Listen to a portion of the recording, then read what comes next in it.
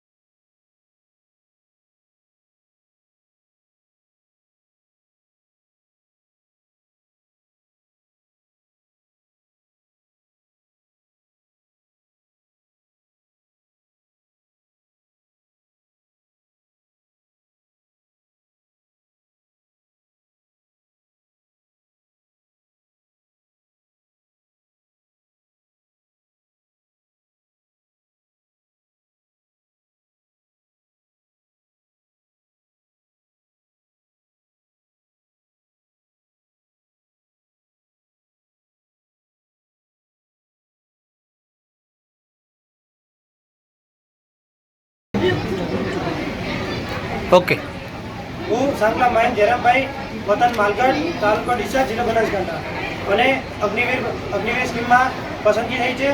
હું ટ્રેનિંગ કરીને વતન પાછો આવ્યો છું અને મારા ગામ લોકોએ, પરિવાર લોકોએ મારે સ્વાગત કરે છે, એમનો હું ખૂબ ખૂબ આભારી છું અને મને ભારત દેશનો સેવા કરવાનો મોકો મળ્યો છે।